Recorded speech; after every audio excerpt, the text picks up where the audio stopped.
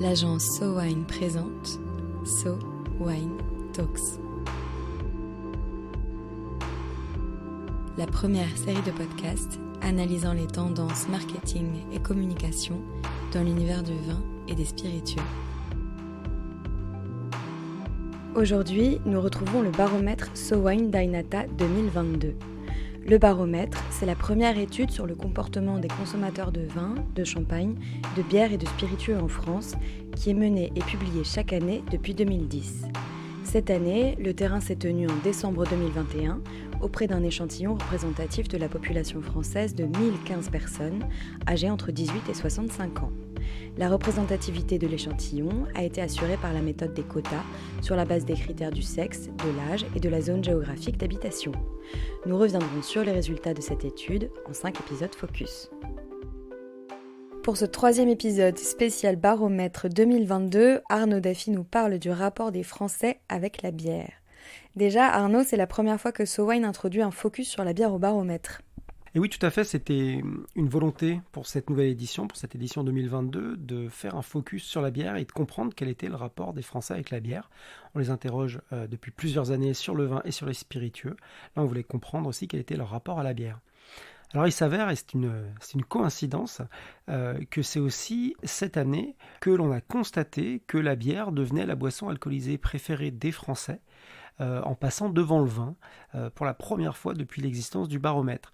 Donc ça, bien évidemment, ça a été un chiffre qui va être sûrement très commenté dans la filière. Donc j'y reviendrai vraiment plus en détail à la fin de l'épisode avec une mise en perspective de ce chiffre. Et alors, si on revient aux Français dans leur rapport à la bière, déjà, est-ce qu'ils s'y intéressent ? Alors oui, ils s'y intéressent à hauteur de 51%. 51% des Français nous disent s'intéresser à la bière. C'est quasiment 1 ou 2 points près, le même chiffre que le vin. Donc un intérêt sensiblement équivalent. L'intérêt est plus fort de la part des hommes que de la part des femmes. On est 57% des Français qui s'y intéressent chez les hommes, contre seulement 45% pour les femmes. Et cet intérêt est significativement plus marqué chez les 26-35 ans, qui est la catégorie d'âge qui s'y intéresse le plus. On est à 58% de cette catégorie d'âge qui s'y intéresse. Et alors, ils s'y intéressent, mais est-ce qu'ils s'y connaissent ? Alors là encore, on peut faire un parallèle avec l'univers du vin. On est sensiblement dans les mêmes masses, dans les grands équilibres. On a 7% des Français qui considèrent être experts ou connaisseurs, 41% qui se considèrent amateurs éclairés et 52% qui se considèrent néophytes. Donc encore une fois, par rapport au vin, on a un peu plus de gens qui se considèrent experts en termes de bière, un peu plus de gens qui se considèrent néophytes, et c'est donc plus chez les amateurs éclairés qu'on a un léger déséquilibre par rapport à l'univers du vin. Et quand les Français consomment-ils de la bière ? Là aussi, on retrouve beaucoup de points communs avec la consommation de vin. Et sans surprise, c'est plutôt le week-end, le soir, qu'il y a une principale consommation. Ensuite, le week-end, le midi, puis en semaine, le soir, puis en semaine, le midi. Dans ce quartet, entre guillemets, de la consommation, c'est à peu près le même équilibre que dans le monde du vin. La seule chose qui change et qui est vraiment intéressante à observer, c'est qu'il y a une vraie disparité régionale sur cette consommation de bière en termes d'instants de consommation. On va par exemple constater qu'en Île-de-France, donc en région parisienne, il y a 45% des Français qui déclarent en consommer le soir en semaine, le fameux after work. Et ils sont par exemple que 34 à 35% dans les autres régions de France. Donc il y a quand même 10 points d'écart, c'est assez significatif. En revanche, si on analyse les régions du sud-ouest de la France, le week-end et le soir, ils sont 68 à déclarer consommer de la bière à cette occasion. Et c'est quasiment 18 points de plus que les gens en région parisienne. Donc là, il y a une véritable disparité régionale. Et avec qui est-ce que les Français consomment de la bière ? Alors, le contexte de consommation privilégié, c'est pour 59% des gens en famille. Ensuite, pour 56% d'entre eux avec des amis. Et là, on est à peu près dans les mêmes équilibres qu'avec le vin. En revanche, une véritable différence, c'est que 28% des Français déclarent boire de la bière seule. Ce qui est un véritable écart avec le monde du vin, puisqu'on est à peine à 12% dans le monde du vin. Ça, on peut l'expliquer par le fait qu'il y a sûrement une approche plus décomplexée à la bière. On s'autorise plus facilement à s'offrir une bière seule. Et on peut également imaginer qu'il y a un sujet autour du taux d'alcool, rappelons que la bière est 2 fois moins alcoolisée, voire même plus de 2 fois moins alcoolisée que le vin. Et quel type de bière est-ce que les Français consomment ? Alors, sur vraiment les types de bières, on a cherché à comprendre d'abord l'origine et la provenance des bières. Alors, on n'est pas allé dans cette édition en tout cas jusqu'à la provenance géographique, mais ce qu'on a constaté, c'est que 58% des Français privilégient les bières locales, les bières made in France. Ensuite, on a 46% des Français qui déclarent consommer des bières importées. Et vraiment là, on est quasiment sur le même chiffre qu'avec les bières craft, qui sont consommées par 45% des Français. Et ensuite, en quatrième position, on a les bières dites industrielles à 38%.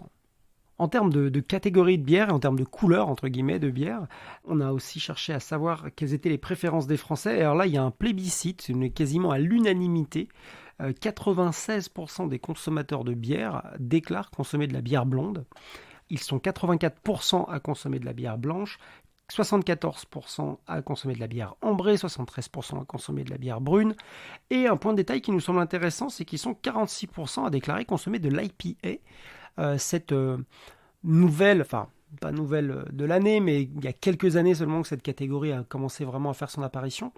Et on est déjà à 46% des Français qui déclarent en consommer. Et enfin, dernière catégorie, les bières sour, les bières un peu acides, qui sont consommées par 34% des Français. Vous noterez bien sûr sur cette question que les répondants avaient un choix multiple, ce qui explique que la somme soit supérieure à 100. Et effectivement, l'IPA, c'est relativement récent. Est-ce qu'on en sait plus sur les consommateurs qui boivent de l'IPA ? Alors oui, on a pris le temps de creuser du coup un peu sur cette nouvelle catégorie. Ce qu'on constate, c'est que ça concerne de façon à peu près équivalente les hommes et les femmes. Enfin, on a 48% d'hommes qui déclarent en consommer et 44% seulement de femmes. Enfin, c'est relativement proche. Non, en revanche, là, il y a une véritable différence. C'est que les jeunes adultes, donc les gens qui auraient plus de 26 ans aujourd'hui, mais moins que 49 ans, sont vraiment le cœur de la consommation. Si on rentre dans les chiffres, on a seulement 30% des 50-65 ans qui déclarent en consommer, 48% de 18-25 ans qui déclarent en consommer, mais 57% des 26-35 ans. Donc il y a un écart de plus de 10 points avec les autres catégories d'âge. Donc on a vraiment le sentiment que c'est une bière qui a trouvé sa place dans ce segment des jeunes adultes. De la même façon, si on regarde les disparités régionales, on a 21% des habitants d'Île-de-France qui en sont des grands consommateurs, contre seulement 6% des habitants du sud-ouest de la France, par exemple. Donc on a quand même le sentiment qu'il y a un petit tropisme parisien encore autour de cette bière. Un dernier point aussi qui était intéressant à observer, c'est que c'est une bière qui concerne aujourd'hui plutôt les plus hauts revenus. 22% des gens qui déclarent des revenus supérieurs sont des consommateurs réguliers d'IPA, contre seulement 11%, c'est-à-dire 2 fois moins, chez les consommateurs qui ont des plus bas revenus. Petite analyse complémentaire qui peut avoir son intérêt, on constate quand même que chez les acheteurs de vin qui sont très sensibles aux labels environnementaux, on va retrouver 39% de ces acheteurs de vin à labels environnementaux qui sont consommateurs d'IPA. Alors de là aller sur une caricature en disant que le consommateur d'IPA est plutôt un Parisien d'une trentaine d'années un peu bobo, ce serait peut-être aller un peu loin, mais ça y ressemble quand même pas mal. Et si on repart sur le rapport des Français à la bière plus globalement, est-ce que c'était une surprise de voir dans les chiffres que les Français déclaraient préférer la bière au vin cette année ? Eh bien oui, c'était plutôt une surprise. Enfin, en tout cas, c'était vraiment la première fois depuis qu'on pose cette question aux Français qu'on constate que 51% des Français placent la bière dans leur boisson alcoolisée préférée, favorite, contre 49% seulement pour les vins tranquilles. Donc, même si on voit qu'ils sont littéralement au coude à coude, c'est quand même symboliquement un vrai passage en tête de la bière dans les boissons alcoolisées préférées des Français. Alors, si on regarde ce chiffre dans le détail, c'est particulièrement vrai pour les hommes qui placent pour 59% d'entre eux la bière dans leur boisson favorite. Ils ne sont plus que 53% à y placer le vin. En revanche, chez les femmes, il y a encore un léger avantage pour le vin, avec 45% d'entre elles qui le mettent dans leur boisson favorite versus 44% seulement pour la bière. Ça reste quand même assez serré. En revanche, si on examine les catégories d'âge, là, il y a un schéma très très clair qui se dessine. Plus on est jeune, plus on va mettre la bière dans ses préférences. Plus on est âgé, plus on va mettre le vin dans ses préférences. Et il y a, les deux courbes se croisent.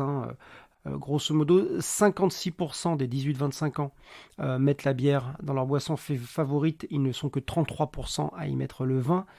Si on regarde à l'autre extrême, les 50-65 ans, ils sont seulement 43% à mettre la bière dans leur boisson favorite contre 61% pour le vin. Donc il y a vraiment un croisement de tendance, croisement de préférence avec l'âge.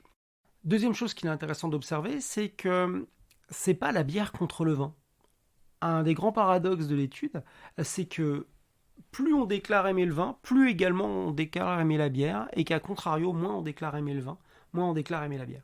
C'est-à-dire que en fait, il y a plutôt une corrélation entre le fait d'aimer ces deux produits. Alors ça, c'est quelque chose dont on pouvait aussi également se douter et qui peut sûrement expliquer même le succès de concepts comme, je pense à la chaîne VNB par exemple, qui a plus de 400 points de vente en France et qui propose déjà aujourd'hui des points de vente avec autant de bière que de vin. Et on le voit même aujourd'hui chez les cavistes, la place qui est faite au rayon bière chez les cavistes est de plus en plus important. Donc c'est quelque chose dont on avait déjà l'intuition, mais qui apparaît vraiment très clairement dans l'étude. Et est-ce que selon vous, il y a d'autres explications à ce phénomène ? Une explication, là pareil, on sort un tout petit peu des chiffres purs de l'étude, mais il y a une explication quand même sur le fait qu'il y a une dynamique dans la bière, qui est une dynamique autour des bières dites craft. On a de plus en plus d'offres, un foisonnement d'offres. Et ce foisonnement d'offres, on le sait, il a une conséquence, et une conséquence assez simple, c'est que par exemple la part de linéaire qui est faite à la bière par la grande distribution, par exemple, est prise et grignotée, entre guillemets, sur la part de linéaire du vin. Donc forcément, ça donne plus d'exposition à la bière. Donc ça, c'est un premier sujet. Et puis, un deuxième sujet auquel on pourrait peut-être s'intéresser, c'est que la bière profite de la consommation de boissons sans alcool.